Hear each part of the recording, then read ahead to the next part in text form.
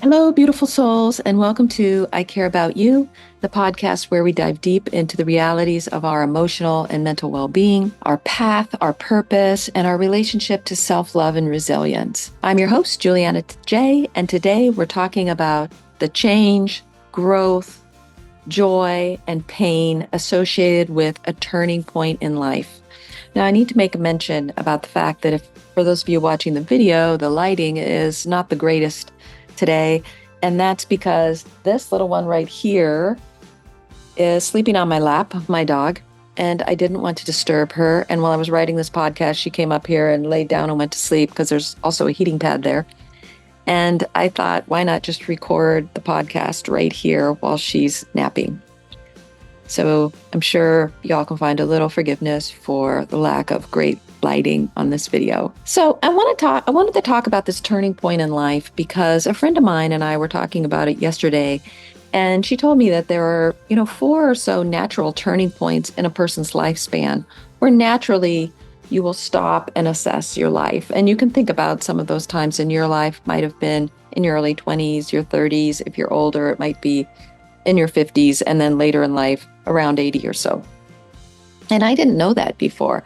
I had really been working with change for this month of November. I'm not sure about all of you, but November is always this sort of time for reflection and change.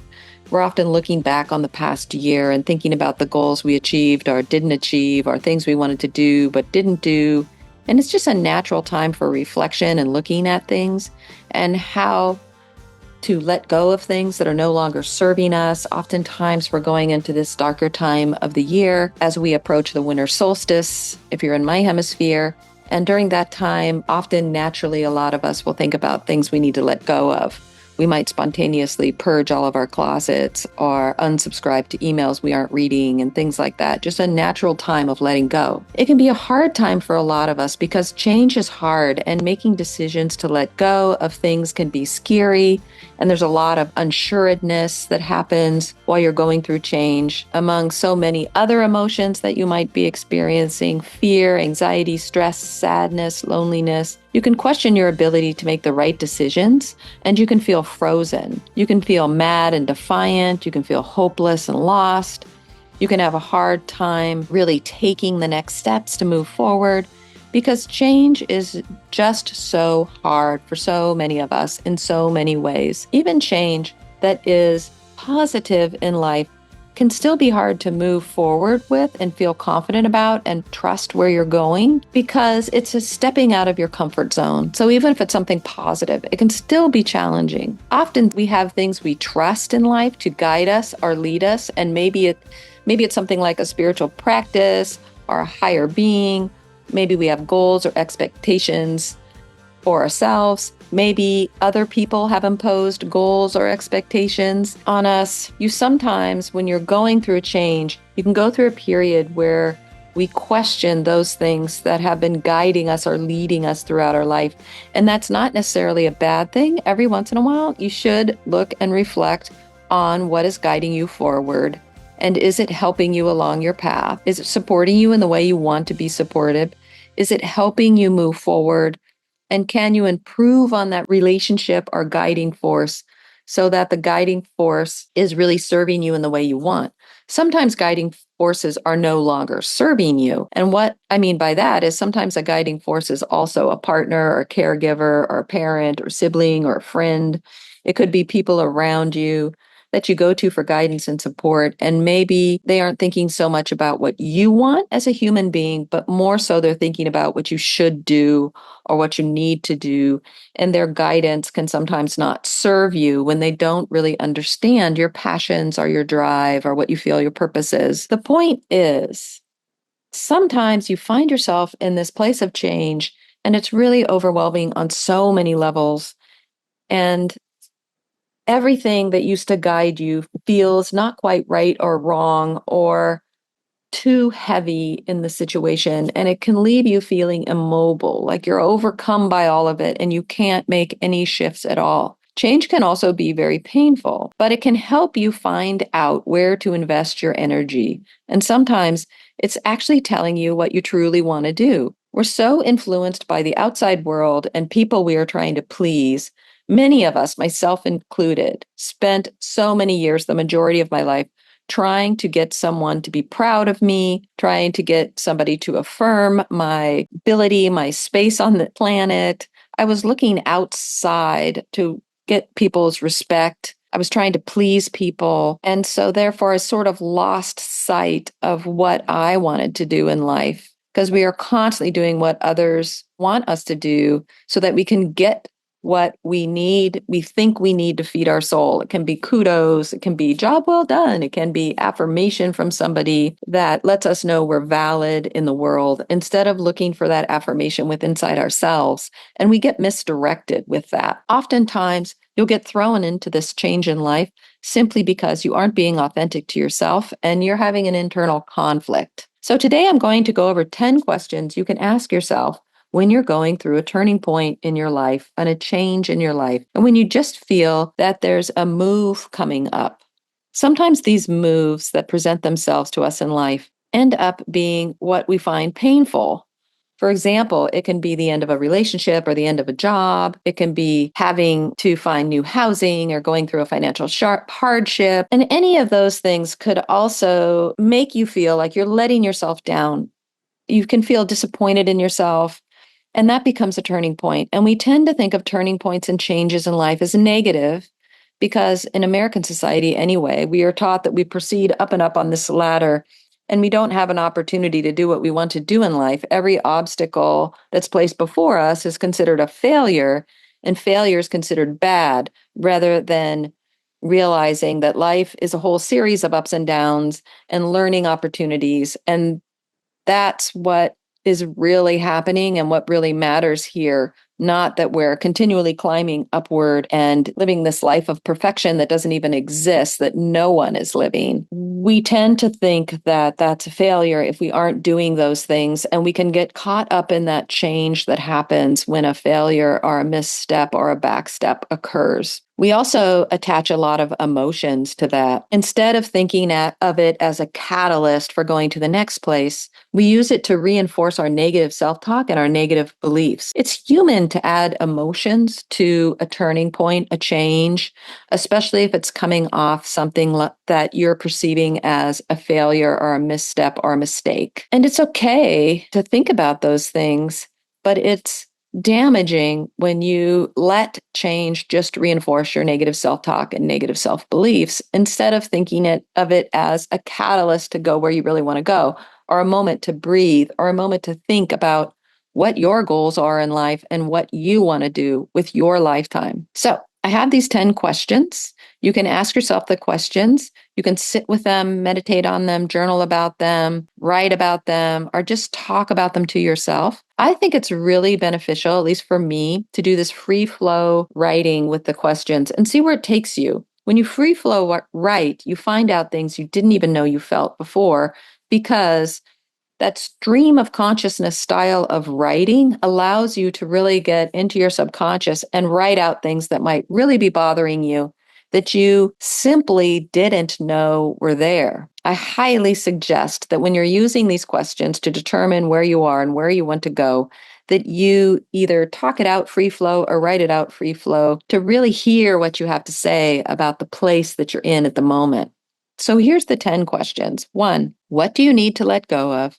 And is it rooted in fear, expectations of others, society's beliefs, or big emotions, or is it multiple things? So if you're feeling like you need to let go of something, why aren't you? And what are the things that are holding you back? And why do you feel like you need to let go of it? Number 2, what new things would you like to build for yourself?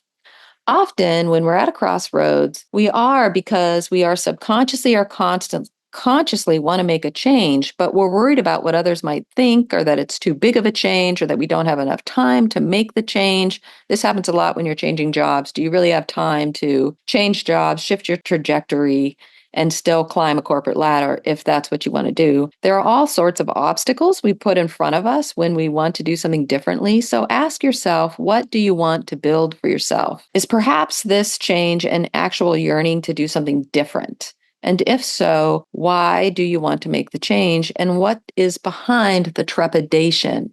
What's behind the reasons you're not making the change? And what do you want to build for yourself? And why aren't you doing it? Number 3, what can you see in this change that might actually be a doorway to the next place, to the next thing, to what you want to do, to a moment to rest, to a moment to relax? A lot of people end up at this change in their professional careers because of burnout and things like that. So do you just need an out breath?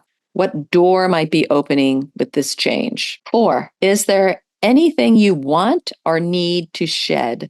Often at a crossroads, it's about letting go of things that no longer serve us and that we no longer desire. Even though this is really hard, and on some level, we might want to escape or get out of something or let go of something, it still doesn't make it any easier.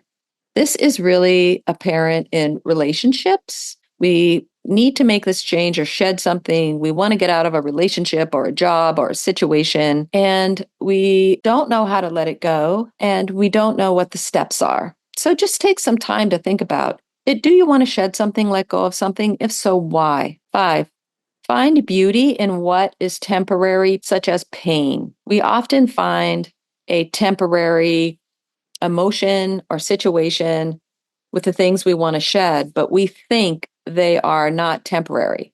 And let's be real, everything in your life is temporary. It comes and it goes. It might stay for a very long time, but it's not an absolute. Everything is temporary. So, what is temporary with the things you want to shed? Is it possible for you to see what is temporary within this change and find a place where you can feel okay with the uncomfortable parts of change, knowing that it's only temporary? So, what are the things? Is it only temporary that you're getting in all these arguments with somebody? Is it only temporary that you're in between jobs now? Is it only temporary that you're taking some time to reevaluate your next steps? And how does that temporariness feel to you? Oftentimes very uncomfortable because we don't like to be in that space. Number 6, what are your life goals? Is this change leading you to your goals or away from those goals? If the change is leading you away from your old goals, have your goals shifted or changed? Or are your goals even yours? Can you identify a new goal that's emerging out of this? If so, can you further define what the new goals are that are yours specifically and not fabricated from somewhere else or society? And can you sort of more so define the goals you already have and maybe shift them a little? Maybe you keep the same goals you've already have, but they shift a little. Throughout time, things shift a little because you grow as a person and change. And if you're holding on to a goal you had from 10 years ago, maybe it needs a little bit more redefinition. 7, what are your emotions around change and where do they come from? Are they derived from your childhood, from other people, from the world's expectations, from the society you live in, from the reality you've created, from your experiences in life? Where are the emotions around change coming from? And can you redefine them into something that makes sense for you now? It doesn't have to be fear if you've taken on the fear from someone else who was always fearful about change. You don't have to perceive it that way. That's how they felt about change. How do you feel about change? 8. What can you control right now? And what do you simply have to place some trust in? In other words, is some of the change something you can't control or you can't make happen? Or do you simply have to find a place to realize that the right thing will happen and it will unfold as it's supposed to unfold? Where can you give yourself power to be the catalyst for your change? And where can you find some space to just trust that things are going to work out in the best possible way for you? 9, where is there abundance in your life? And can you rest in that when you need to? For example, do you have friends and family that you can rest in when the change becomes overwhelming? Do you have a beautiful garden you could sit in and be in nature when you need to take a break? What abundance do you have that you can lean on when you feel overwhelmed during change? And try to make those healthy things. Obviously, we don't want to say the 4 cartons of ice cream we have in the freezer right now I can lean on for change. But I don't think there's anything wrong with having some ice cream, just not 4 containers full and one sitting, probably not the best for you. So what can you lean on? And I'm not talking about addictions or things that are bad for you. I'm talking about positive abundance in your life.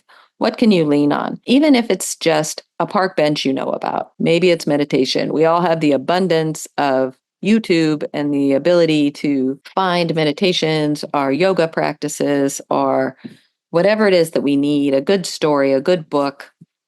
Where can you find that and rest there when you need to, when the overwhelm becomes a little bit too much?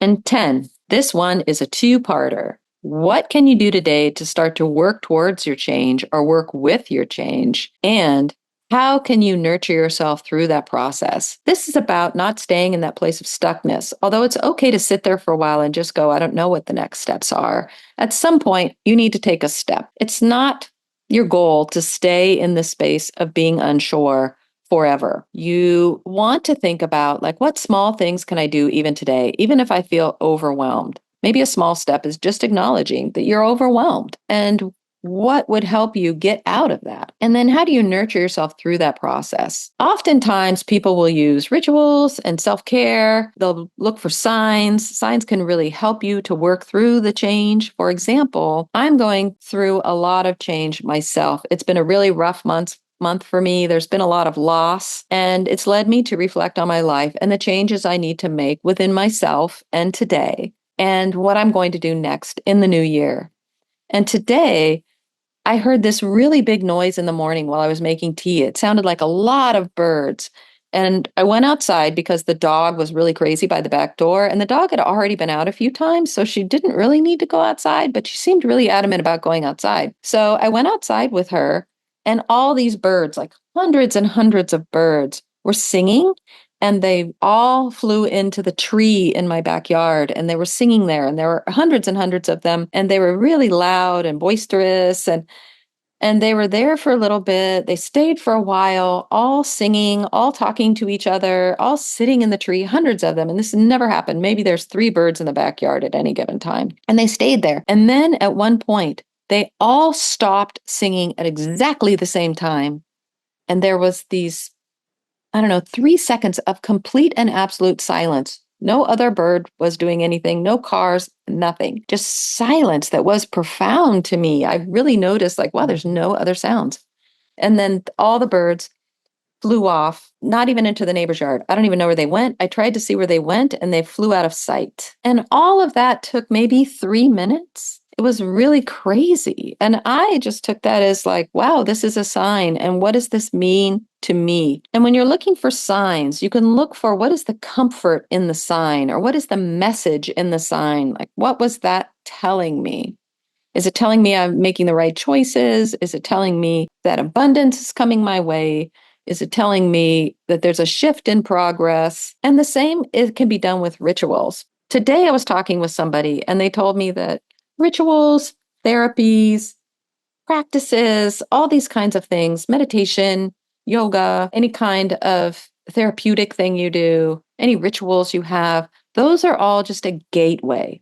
You are the one that creates the change. You are the one that lets go. You are the one that sheds things that no longer serve. You are the one that embraces new things that come into your life. The rituals, the therapies, the practices, all those things are just a gateway. All the power lies with you. It lies with you. It's not saying the gateways aren't positive or good, because they are. They help you through onto the next place. They have their purpose, but those mechanisms are not creating the change in your life, are not creating your pathway, your destiny, your purpose. They aren't creating your ability to let go, your ability to move on, your ability to find joy. That lies with you. You have all the power, but certainly gateways are helpful. So just try and remember, the doorway is there, but you are the one that walks through it. It's you. It's all you. And you can do it. And you should feel great about that. You hold the power to your next steps and what you're going to do, even when you feel overwhelmed. And it's totally okay to be so overwhelmed you can't make a move. I mean, it's not okay. It's not enjoyable for you, but there's nothing wrong with you. That is something that happens. But what you do to overcome that is you. And you have the power to overcome that, to tease it apart, to put it away, to sit with it for a minute and then move forward in any small way or large way. You have immense power to change your life. So the one last thing I want to say about change is that change is the end to things, and it can be painful.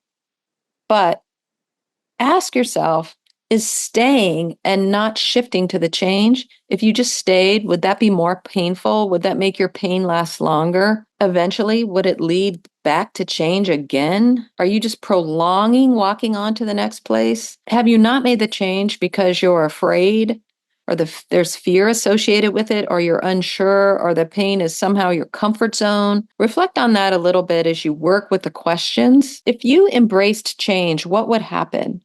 If you stayed and didn't change or shift, would your pain still be there? Are you just prolonging the pain? That's something you should really think about. I say this, and I'm kind of thinking about relationships.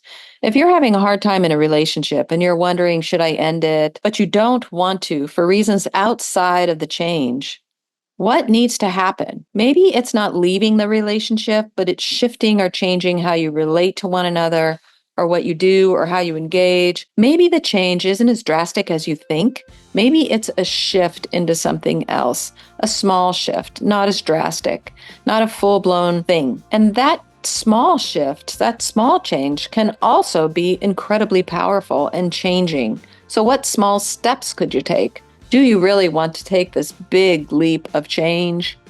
Or do you want to try small steps first? Or would small steps really solve your problem? I will leave you with the fact that change is scary sometimes, but it's also amazing. All the change that has happened in my life, however painful in the moment to which it was happening, and man, there was some painful times, it was also the most incredible moments for new doors to open for me and new roads for me to walk down that I might not have even seen or gone through had I not endured the fear and pain associated with the change.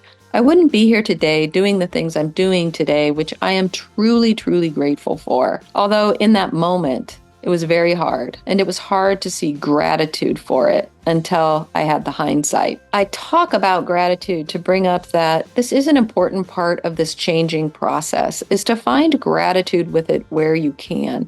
Maybe it's enlightened you to the fact that you need something specific in a relationship, or you need to be loved or cared for in a certain way. Or maybe it's the realization that I never really liked doing that type of work, and now I have an opportunity to do something else. Anywhere you can find gratitude while you're going through the change will really, really help you while you're looking at this crossroads. I mean, just gratitude that crossroads has presented itself to you is also important. Gratitude for your support systems, for the things that are helping you get through this moment. Finding gratitude during this time is important. It helps keep you grounded.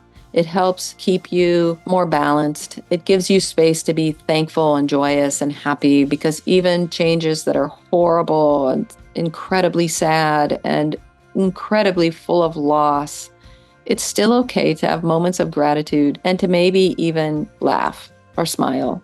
It's okay to step out of that grief and heaviness every once in a while to just find some gratitude. Makes it a little easier to let go of a lot of that anger that you might be carrying around associated with this change or loss or crossroads.